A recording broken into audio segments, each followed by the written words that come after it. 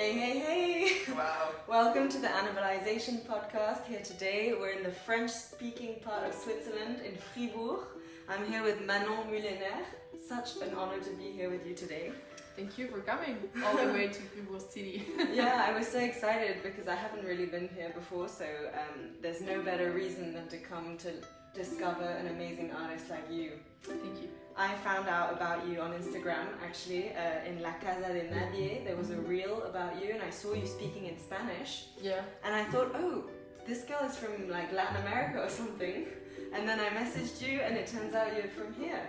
Yeah, I was born here, and both my parents are from Switzerland, actually. Yeah, so I mean, I'm so happy to be here and to find out a bit more about your musical journey, because it seems like you speak a lot of different languages. And I also checked out your live playing, and your music is incredible. So can't wait to get into it. Thank you for coming. Yeah, Manon, so how would you give us a bit of an introduction on who you are? How did you first start playing music? Like, tell us. Yeah, I would say that I'm 27-year-old pianist and composer based here in Fribourg in Switzerland. I started to play the piano when I was 4. Classical piano, I mean, when you start learning an instrument, it doesn't really matter what kind of, genre you play. So I started with piano when I was 4, and I've never stopped. When I was 17, so I was always passionate about Cuban music, and I went to Cuba when I was 17 years old to study there, and I learned a lot of things about life and about, music in general. And then I came back. I did my professional studies in Bern at the Bern University of Arts. Yeah. And after that, life. And now I live from concerts and being a musician, and I love it. That's a great introduction. So this chapter in Cuba, is that what made me believe that you were a native Spanish speaker? Yeah, a lot of people think that, they say that my accent doesn't match my face. I have like a very strong Cuban accent, and it looks a bit weird with me speaking it, That's amazing. But that's why. But so your time in Cuba, I want to know a bit more about that, because Cuba is such an amazing music scene. I haven't been there as a musician, but I've heard from other musicians it's incredible. What kind of music did you play there? Did you play jazz or everything? What were the studies you were doing? I mean, I was... my goal was to learn more about, Cuban culture, Cuban music, but also to be a better musician, I think, in general. So I took a lot of classical piano lessons, actually, with a great teacher. Her name was Andrea Mesa. And she really, so with her, really took the basis of scales, technique, very Russian school. It was very focused on technique and stuff like that. And that was very, very interesting. And what was quite fascinating is that she had such an old piano. The piano that she had at her house was not even working anymore. I mean, a lot of keys were not even sounding. Yeah. And I just learned a lot about sound and stuff like that on a piano that doesn't sound. So that was really fascinating. And after that, I mean, I was staying at the family house of a friend of my dad.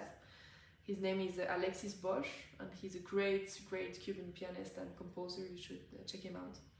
And I took also a couple of lessons with him, and with him it was a bit more focused on jazz music, how to accompany someone, and how to improvise. And then I think I also just learned a lot by going to a lot of concerts, hearing other people play, and then playing with people. And it was quite the beginning. I was not really an active musician at the time, so I was not an active musician at all. I was not playing concerts, making a living out of music yet. And I think it really helped me in my journey, to discover what kind of musician I am. Yeah, So these teachers you had, were they Cuban? Yeah, of course, yeah. Both of them.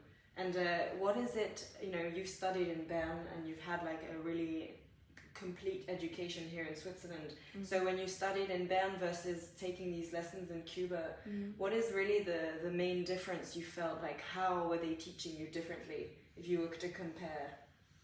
I think it was different things. I mean, Cuban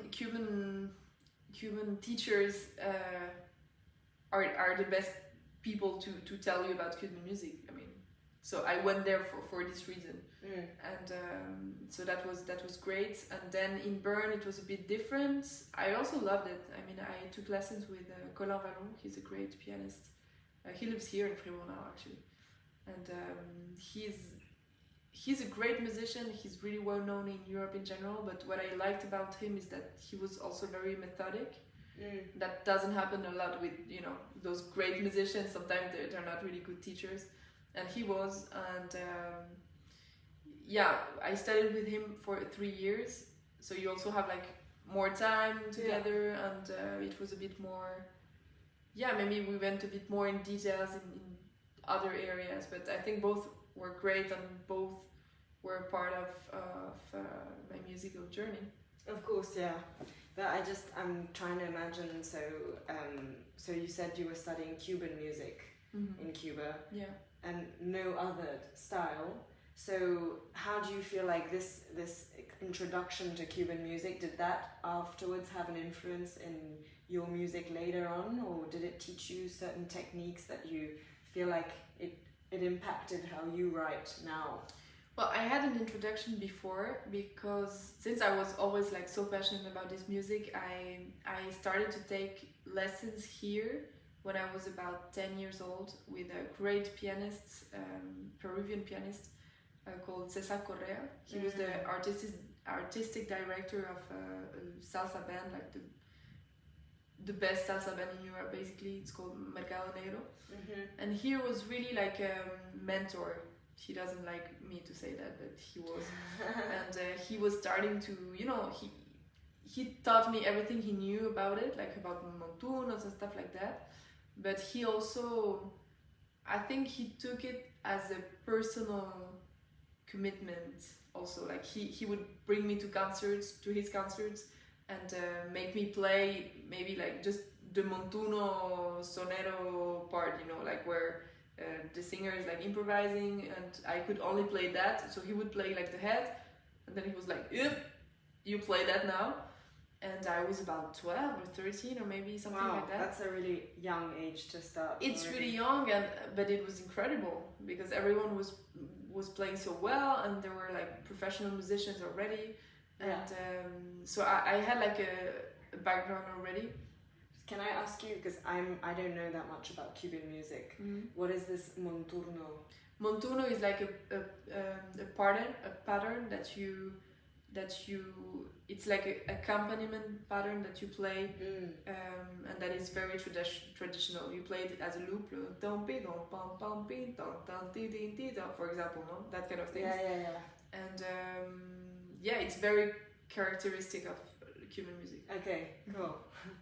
So that's the thing. And years later, when I came back from Cuba, I was 18, and we had a coffee with Cesar, and he told me, like, yeah, mi niña, let's go hang and play. And we went to his house, and we played like some music together, and he was like, yeah, I think we can work together now. And we recorded, so I recorded my first album with him. That was like 2019, and we recorded the first album that was like mainly my compositions, but also a couple of Cesar's compositions, and we did the arrangements together.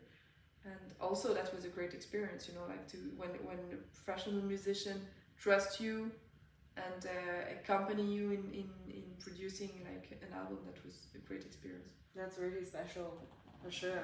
Okay, so a lot of influences from your Cuban times. And so what about now? Okay, where are you at the moment with your current album? Well, now I just released my third album. It's called Stories, and it's a bit different than the two previous albums, because this one has a concept a little bit. So the idea is that I always loved telling stories through music, but since I'm not a singer and I don't have the lyrics to help me doing that, I was trying to find a way to make it happen. So I started this project where every composition is inspired by a life story. Yeah, I just try to, you know, interview a lot of people, like in really random encounters sometimes. And I got inspired by those stories and I wrote an entire album about it. That's amazing. So each song is actually kind of a piece for someone. Yeah, and about sometimes their you can story. Yeah, and sometimes you can hear, for example, there is this tune called Inner Fight, and there is an intro. There's like intro, inner fight, and then inner fight, and you can hear the voice of the person who's telling me the story. That's really same cool. with Nostalgia, same with La Esquina del Bogolá, for example. That's awesome. I mean, you should. I think you listen to it, right? Yeah, but I just, it's lovely to have you explain it to me. Yeah. You know, it's not the same listening Yeah, of course, like this and then hearing you explain. And what is it that there must be a lot of personal story behind why you decided to write your album like that? How come? I think I just like stories. I like gossips. I like, you know, like little stories that people tell you. And when you're a musician and you're touring, because I'm a touring artist, I'm traveling all the time. I meet a lot of new people all the time. Of course. And sometimes you hear crazy stories and you think that you will never think about them again, or you will never, like, you know, think about them again. And the only thing that I did is that I instead of just having, I don't know, a random encounter in a taxi in Mexico, instead of just live the moment and then just don't think about it anymore, I recorded the discussion, you know. So that was the only difference, and I loved it. I mean, and that makes also that what I do about it. It's also that when I present shows, when I play live, I explain to the audience the stories, and that also helps me create, you know, a bond with the audience, because a lot of people come to my concerts and there are no musicians at all. They just want to listen to good music, and the goal of going to a live concert and not only listen to a CD or Spotify at home is that you can have something extra, like a little something.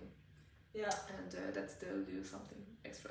Exactly, and it's really quite intelligent of you to think of it this way, because it's true, when you're a singer, it's easier to bond with the audience because you can tell them your stories or talk with them. And I'm guessing as a musician, you don't have as many reasons to talk to your audience. So I love that you've created this whole concept, and that you're doing this. I would also really love to hear you play one of those songs. Sure. And maybe you can tell us the story as well. Yeah, sure. I can play Nostalgia, and this is the story of Willard. Willard is a gentleman. He lives in West Village in New York, and he was telling me about his how do you say it? Childhood in Manhattan, because he's like one of the. I didn't meet a lot of people in New York that were really born in New York City. You know, it doesn't happen much. Like, it's a city where a lot of people just move back and forth. And he was telling me that life was really different, and that you had. He was roller skating behind crosstown buses, and he was he would witness some carts with salted fishes and organ grinder on the street with a monkey on the shoulder. You know, like, really, it was like a painting of another time, and I wanted to write a piece about the past. Yeah. Okay. You want me to play it for you? Yes, please. Yeah, great. Yeah.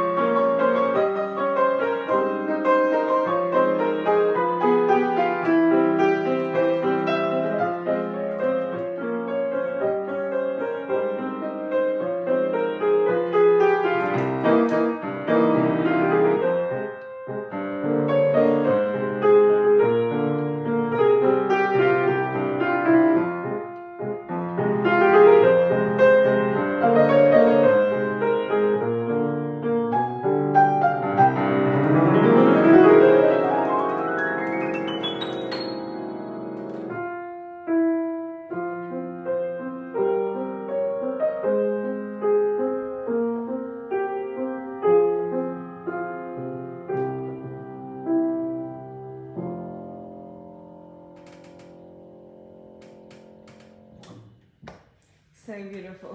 It transported me. Good, that's the point. Without lyrics, and you do it. Yeah. Seriously, very moving.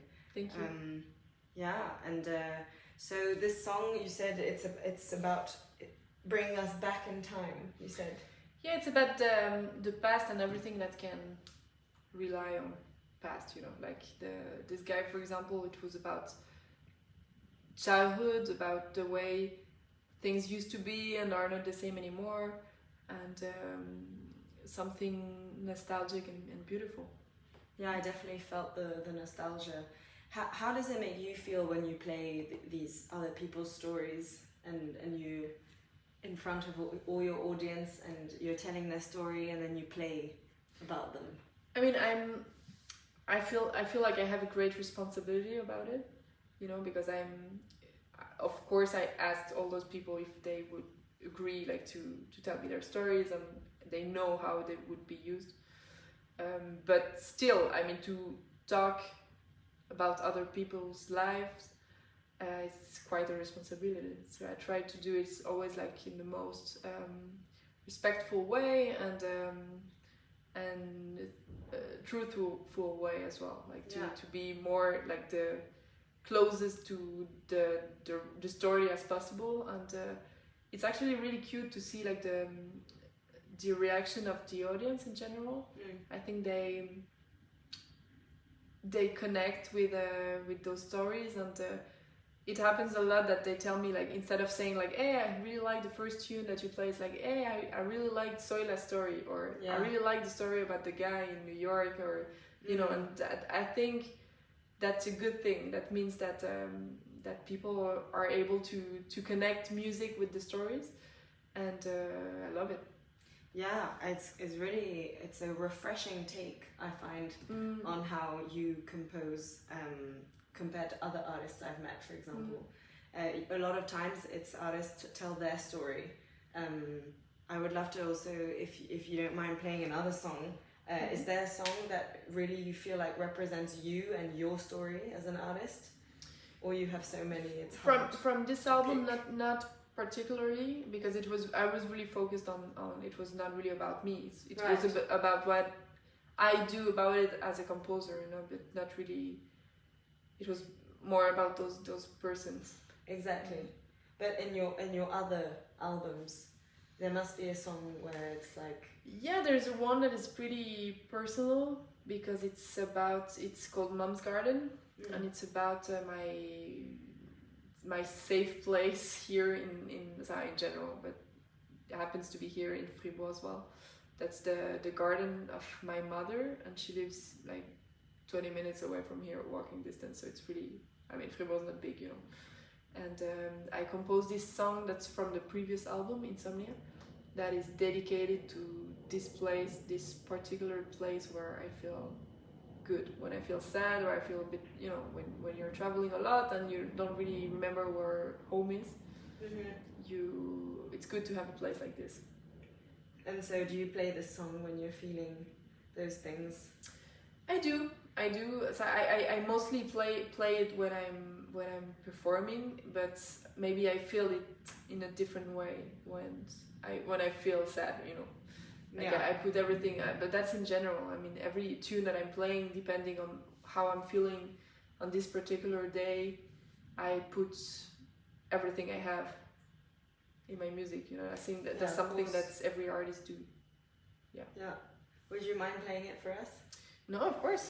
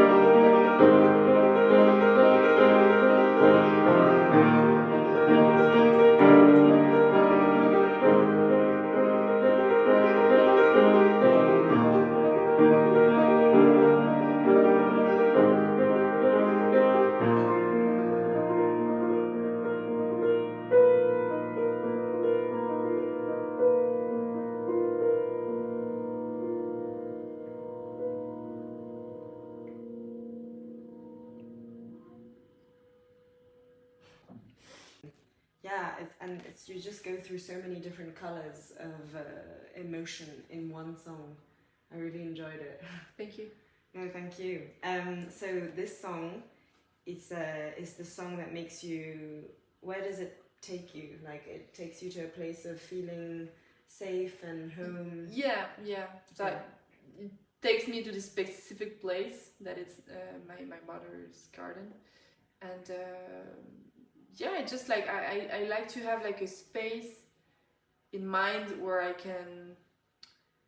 So that I can think of when I'm not feeling well or I'm far away or and especially now actually I was at her place yesterday and with the spring and everything it's so green and so beautiful and she has like a lot of flowers and it's beautiful. That sounds great. And I didn't actually get to ask you about your parents, if you had any musical influence from your childhood. Yeah, of course. I mean, what I always say is that I feel really blessed that I had parents that actually listened to music. I think later on when I was studying in Bern, I used to teach a little bit, and I realized that a lot of kids don't really listen to any music at home. And that was weird to me. That was really weird to me because at home there were always music. So that was weird for me, like to be like, say, what kind of music do you listen to? I don't listen to any music. It's like, what? And so I had like from my mother's side, she was more into music with lyrics, especially like French, la chanson française, French songs, and that takes you maybe to kind of the nostalgia tune that I played before, a bit very melodic and very maybe simple, I like simple melodies. And then my dad brought me to the dark side of music, which is like like jazz and groove music, Cuban music, everything that came from his side. And also he used to be a musician. I mean, he's still a musician. He's not playing a lot anymore, but he was making a living out of music for a long time, and he had a band called Cuban, and this band was half Swiss, half Cuban, and they did a lot of tours, and they used to hang, where I was living as well. So I was kind of used to being this musical kind of ambience. You know what I mean? Yeah, I see that. That's really good influences. And then I didn't realize that this Cuban seed for you was planted since you were a child. Basically. Yeah, I mean, we lived there for a couple of months when I was a kid as well. Okay. My dad wanted to record an album there, and I mean, it's still a bit complicated now, but it was even more complicated 20 years ago. And if you wanted to do something there, you had to be there. You cannot really like prepare anything being like in another country. So we went there for 4 months. I was 4, my brother was 2, I think, and the other brother was not even born yet. And so big up to my mom, was taking care of 2 young kids in a country where she doesn't speak the language, and that was an experience. Yeah, and this is bringing me to a point in the podcast where I want to understand a bit better how you use your piano playing as a tool in your own life. I mean, so far I feel like with your stories behind your new album, that you're telling people stories and connecting with the audience. I see how you're using music, and then I saw how you use music for yourself also to find your own peace and your home when you're not feeling so grounded. Is there any more dimensions to what music really is in your life, and what kind of relationship you have with it and how you use it in your life? Maybe you can tell me more. I listen to music all the time, like from the moment I wake up to when I'm going to bed. I mean, I'm kind of an obsessive person when it comes to music, but sometimes I also have like, there is always something about music, like I'm never able to have a coffee with a friend and having like background music. I'm always like kind of aware of what's sounding and how it sounds like, and the better thing that can happen is that I don't know the tune. If I don't know the tune, I'm fine. If I know it, it's really hard for me to concentrate. And it's happened a lot like that. I think 2 days ago I had dinner with a friend, and we were talking. We had like some burrito in a Mexican restaurant, and I was like, I think some music was played. It was like Mama Inés by Alfredo Rodriguez and Richard Bona. And I was like, I'm so sorry, I just cannot concentrate on what you're telling me right now.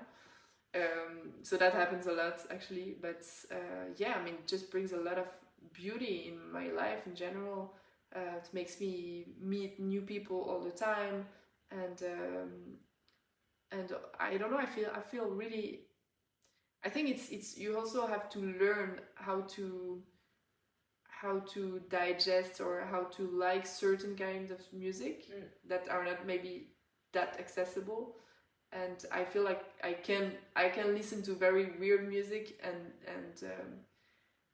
I like the fact that I'm able to understand what's happening and enjoying it. So I think that's something I like really much about music, and the fact that, you know, in general, I'm never bored. I mean, that's my, I'm scared about being bored in general, and that never happens with music, because especially when you're, you know, an independent artist like I am, I took care of everything in my career. So I write music, I play gigs, I write arrangements, but I'm a tour manager, booking agent, PR and everything, you know. So sometimes it can be a bit overwhelming, but I wouldn't change it for anything in the world for now.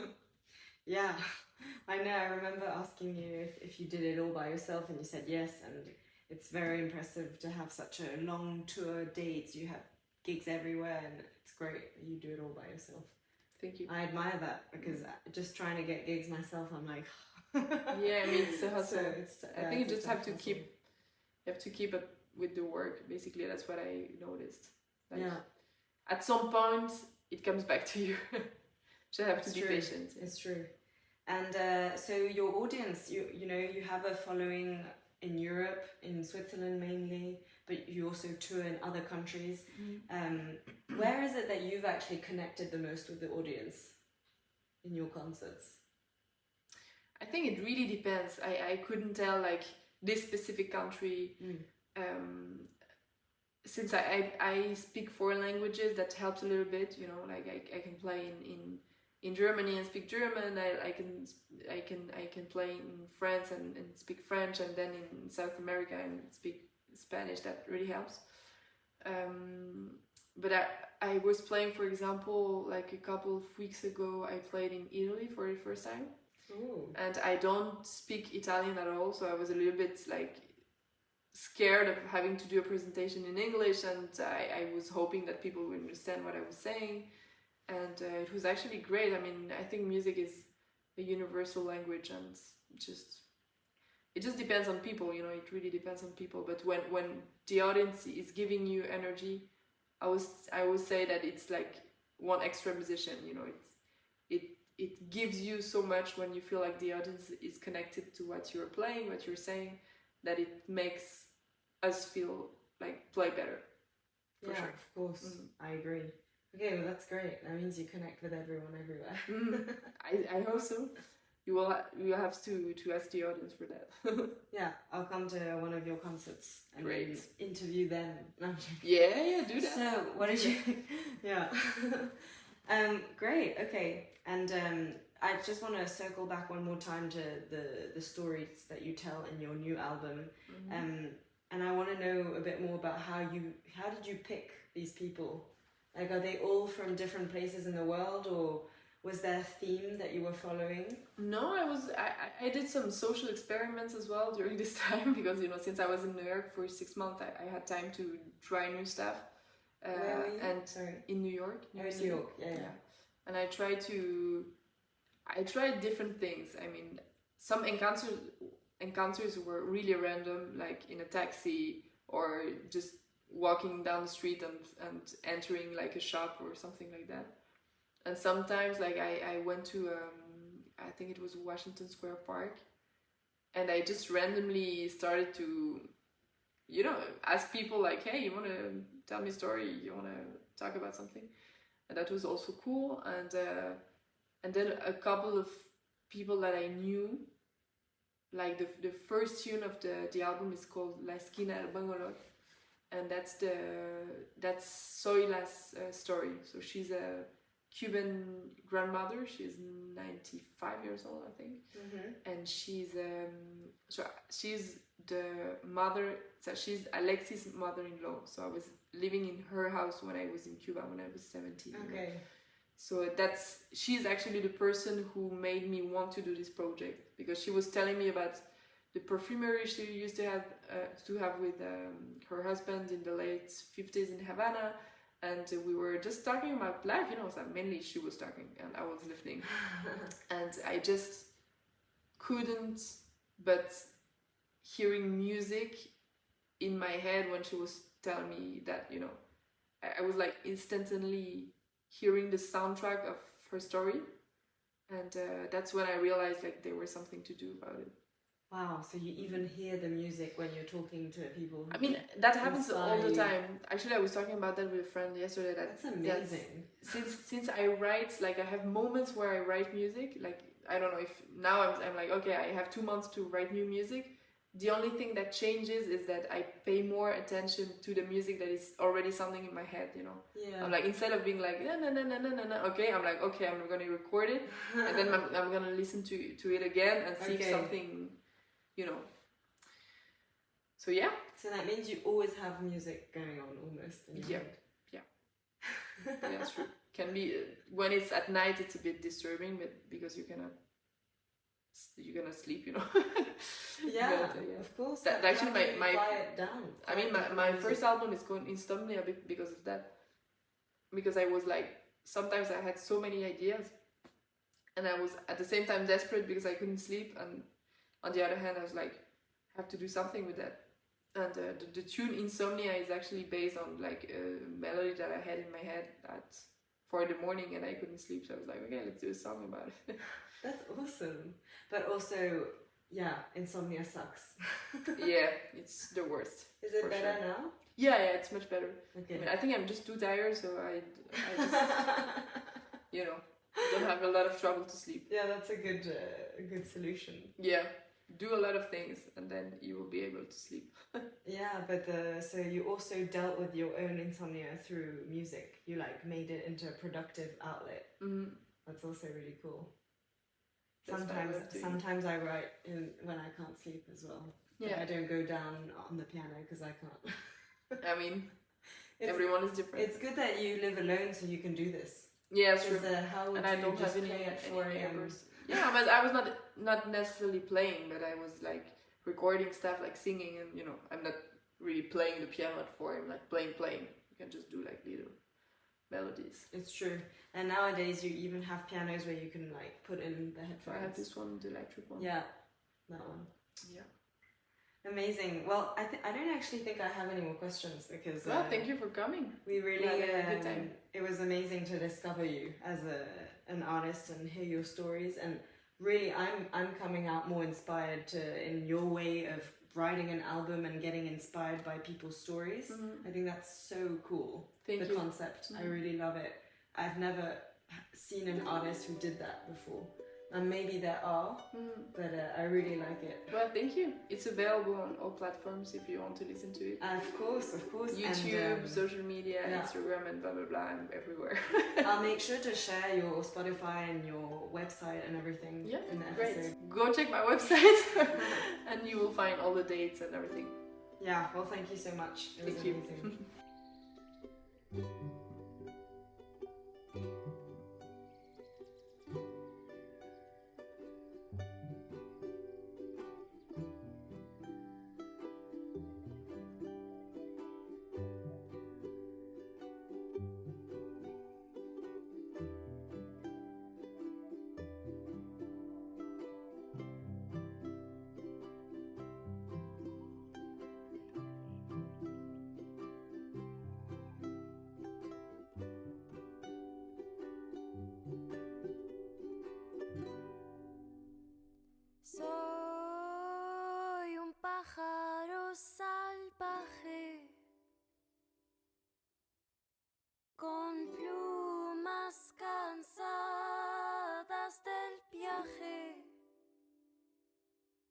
que viene y que va.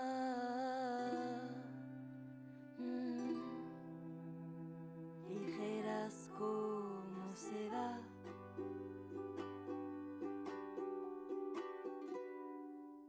Flotando en el aire,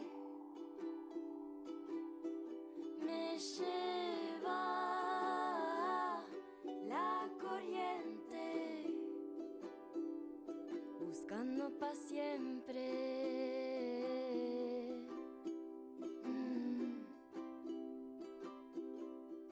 Mi paz interna.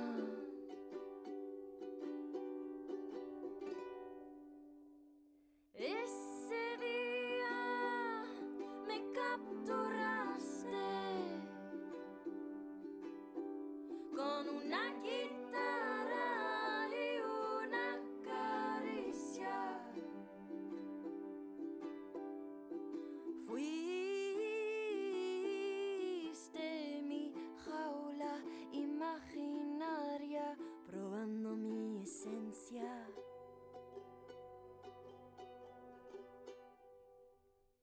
Te doy toda mi dulzura, pero no se puede capturar el olor de las rosas,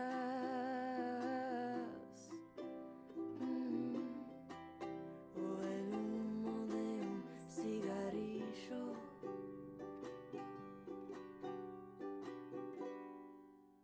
Mi risa o mi atención, pero yo te guardo en esta canción. No toques mi melodía,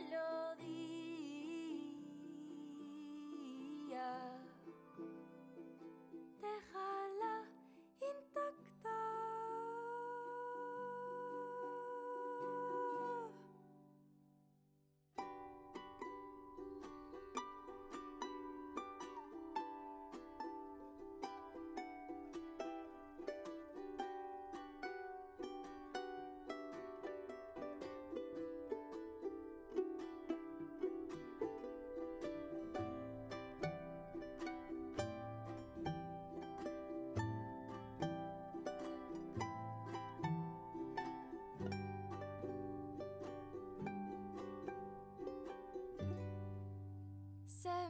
Sembramos semillas al viento y creamos mariposas hechas de polvo. Cuando tocamos y cantamos juntos, somos un mate con coco rallado. Pero con este sabor de fiebre, mi